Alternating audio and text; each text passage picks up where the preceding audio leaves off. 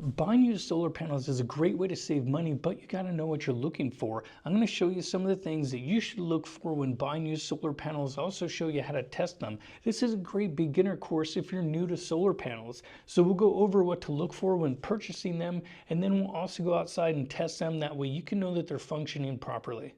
Okay, so these are going to be our test panels. We have 4 of them. There is an EcoFlow 100 watt. It's almost brand new. It's only been used a few times. This is an old school BP solar, not a mono, but a polycrystalline. This is a 200 watt Boujar V, which is a 9BB9 bus bar. And then we have a Q-cell, which I believe that's a 295, but we will double check.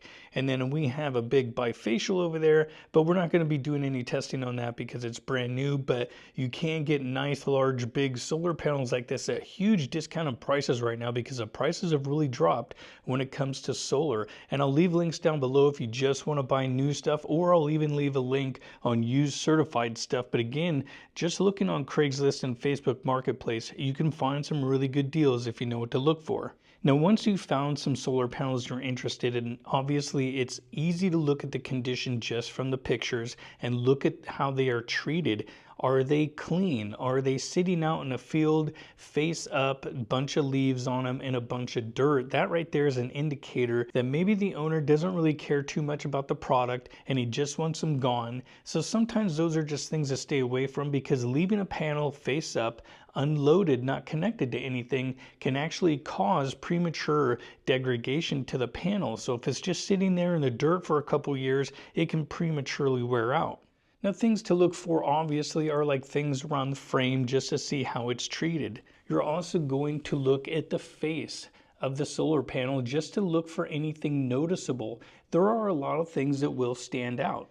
Now, when looking at the solar panel, you're going to look at the frame again, and of course you're going to look at the face, and you're also going to be wanting to look around the back sheet. You also want to take a look at the back sheet to make sure it's nice and uniform and clean, and make sure that it's not delaminating, and I'll show you some examples. Now, when looking at the face, you're going to want to check for anything around these cells. You're going to be looking for damage spots, such as hot spots between the bus bars and all the connections between them. They are usually identified pretty easy as maybe a little brown spot or either kind of a burn mark. Those are indicators that the cell got too hot and maybe it was a bad solder joint and more. So that is an indicator that that panel is going to start failing and degrading even more. So you're probably going to want to just stay away from it. And much like hot spots, also brown spots are really easy to identify because it is kind of like a brown rust looking color that is going to be around the cell of the solar panel. So if you see brown that is going around the cell on the outer edges, it means that moisture is getting in there and that cell is basically going to go away and degrade and not put out any power. And so you're going to want to stay away from panels like that. Again, you'll want to look all the way around the backing sheet just to look for any corrosion, moisture, mold, and more. Now, some things that are a little bit harder to identify is snail trails. As you can see here, there is a trail going up and down this solar cell. And so there are little burn marks in between all of these. And this is basically cells that are going to go bad and not put out any power pretty soon.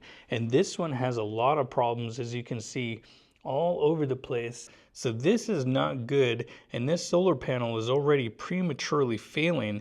You'll also want to just look for micro cracks in the cells. Now, all of this can take really just about a minute or so just to scan each solar panel. It doesn't take long to look for brown spots, hot spots, cracking in the cells. The snail trails are easily identifiable. And if you have any delamination that happens on the back with the back sheet coming off, or if there's cracks on the back sheet, that means moisture is going to get on the other side of the backing plate or this backing sheet, and that is going to allow moisture to get onto the cells, and that's just going to cause premature failure of it. Now that I've shown you what to look for on the front and the back of the solar panels, we're going to go outside and test these. Now, even though they all look good, one of these does not work properly at all, and I'm wondering if you happen to maybe guess which one it is. It should be obvious, but sometimes it isn't. It can look perfectly fine and not work. This one here, just to give you an idea, this was off of an old customer's house and was in absolutely poor condition, just sitting outside because We actually had to take these off. These were no longer allowed to be installed on certain residential places because these panels here actually had a real bad track record, and they would actually burn up, cause fires. These were not good panels whatsoever. So these were uninstalled, and now you can see we have a whole bunch of them just sitting there. If you find any of those, I wouldn't pay much for them at all, if not anything. Probably just stay away from the BP Solars. Okay, so we have the 4 solar panels on the ground, and what I'm going to do is show you how we're going to test the first one. That one will take a minute or two to explain, and then we're just going to move along each one quite a bit faster. That way this doesn't take longer. So we're going to start with a little EcoFlow 100 watt over there. Now, one of the things you will need is a voltmeter to test these. This is going to show us our open circuit voltage. So this is just one of the basic items you're going to need, but it only gives us one piece of information. Now, another piece of equipment that I've been using for the last few months has been this. This is basically a solar panel multimeter with an onboard MPPT. This actually makes quick work for testing your solar panels, and I've found it actually works pretty darn good. At first, I was a little skeptical of it, but you just don't want to go over your voltage limit of 60 volts. As you can see on the specs, it can do up to 1600 watts at 60 amps, but if you go over your voltage, you will fry it just like if you were using a solar charge controller. So this runs about $100. There are a couple others that are cheaper and more expensive, so you can go either way. I'll leave a link down below. This is definitely something you always want to have on board, but this is definitely making quick work of things. And there is another option you can use. Now, utilizing a power station is also a great way to be able to check the load on the panel, because just because the open circuit looks good doesn't mean when you put it under a load it's going to work properly. So anything from EcoFlow, Bluetti, or more, you can use a power station, or if you happen to have a battery with a solar charge controller like this Victron one, it can actually show you from Bluetooth how many watts are coming in from the panel once it's putting a load on it and then charging up your battery. So that's another option, and these can be really cheap. Getting a solar charge controller on Amazon or anywhere else is actually not too expensive nowadays, depending on which type you want to buy. Okay, so the first thing we need to do is take a look at the specs on this panel. And what we want to look for is our open circuit voltage. And if you look at the open circuit voltage right here, get a little shot for you. Right there, open circuit voltage on this panel is going to be about 20.3 volts. And so we want to get something at least close to that. Now all you have to do is take the positive lead, put it into the positive, negative lead will go into the negative, and then you can see over here, here's our voltage at 18.8, and that is with the panel laying completely flat. Solar peak irradiance is almost right about now, about another hour from now, for me anyway, will be kind of the solar peak. And you can see we have a nice clear day, so this will definitely help get us the best numbers for our solar panel. Now again, this only tells us one piece of information.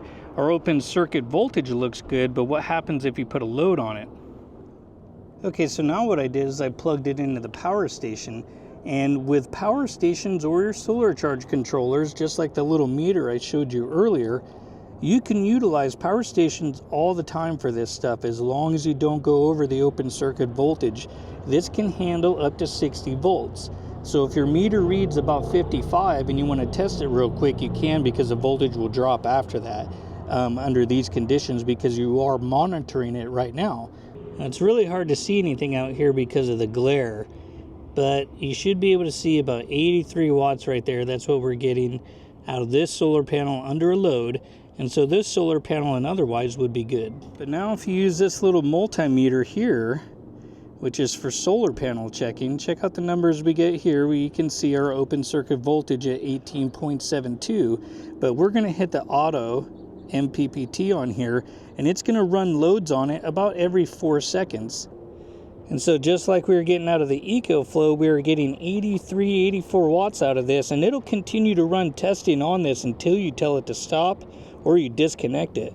But that's basically what you want to look for, is getting something relatively close. You're never going to get the full 100 watts or the full 160 or 220 or whatever it is. Okay, now the BP solar panel. If you've been around solar for a while, maybe you know what these are. This is the stuff that I kind of grew up with before I went into the medical field for a while. These were the old school ones, and they just simply plug into each other. So this is, you know, kind of the things that you don't see anymore is these older style connectors. So if you know what these are, let me know down in the comments down below. Okay, now the BP Solar is 160 watts, and this has a open circuit voltage of 44.2. So we're gonna see what that comes out to with this one and how many watts we get out of it. And one thing I did forget to tell you is to look at the back of the junction boxes. They should all be nice and clean. And this one up here you can actually see is not in great shape. This is starting to really kind of burn out. You can see little holes up there. Pretty hard to see out here with all the glare and everything, but make sure the junction box is not burned up. That is one other thing I forgot to tell you about. Okay, so look at the open voltage there, 37. Let's go ahead and put a load on it real quick and see what we get.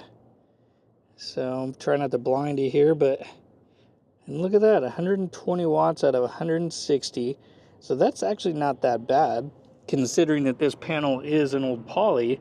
And it's just kind of laying flat on the ground, and it's totally heat soaked now because it's almost 90 degrees out here, kind of cooking.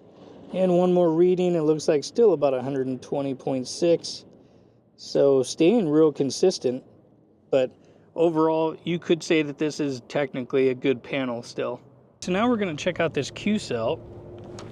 Okay, and if we take a look at our open circuit voltage there, 39.4. Okay, now that we're plugged in, look at that, 11 volts. That is way down. Okay, so now we put a load on it. Let's see what happens here. 63.6 watts out of almost a 300 watt panel. So this panel is bad. This one here is not providing even half of what it should be. I did kind of give you a brief of what this panel looked like earlier. And there's not really any physical damage to it, and there isn't really anything visual that you can see from the front or the back of this panel. Now there are other ways to look for damage on panels by using thermal imaging or infrared, and you can take a look here at this imaging. We can look for hot spots on the panel, and you might even notice there is a little black spot that does happen to be on the panel we just tested. That's actually a bug that just flew on there a minute ago, and it's literally crawling around, and if it doesn't move soon, I'm assuming it might fry itself. You can see a little hot spotting going on up there where there is a little bit more of a cluster where the solar panel is hot up in this top corner. And even if we look at the Bouger-V where we saw all of those snail trails, that's also another section that seems to be hot where it's kind of clumped together on the one cell that had a lot of those snail trails on it. So that there is an indicator that that's where the problem is probably at. Okay, last solar panel. Now this is the Bouger-V we just looked at, and if we look at our open circuit voltage here, about 21.6. So this one has a higher amp than some of the other ones. And again, by looking at the junction box, that all looks nice and clean. All right, as we look at our voltage here, this one looks good, 19.3 and about 140 watts as it cooks out here in the sun. Now, honestly, that's not that bad. I tested this panel just about a few weeks ago, and I was getting about 160 when it was at an ideal angle. So we'll see if the angle changes what we're getting out of this. So let me just lift it. So right there, hopefully you guys can see that that's 145. As I tilt it up, 147. So as we get a more ideal angle, we are getting better wattage out of it.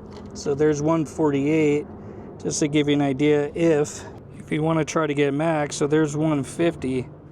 So by tilting the panels and getting it more correctly oriented to the sun is going to give you a better reading overall. Is this something you have to do? Not really, if it's checking out pretty good, just flat like that, and under ideal conditions. More than likely the panels are good, and it only takes a second to test these, especially with this new tester. Now I did do a review on that Bouger-V one for more of the recreational use on RVs and such, and it didn't do bad, but there's just better panels out there. And honestly, with that one failing as much as it is, I don't recommend that one. So unfortunately, the Bouger-V 9BB was not really that good of a panel compared to like the Renogy and a couple other ones that are out there.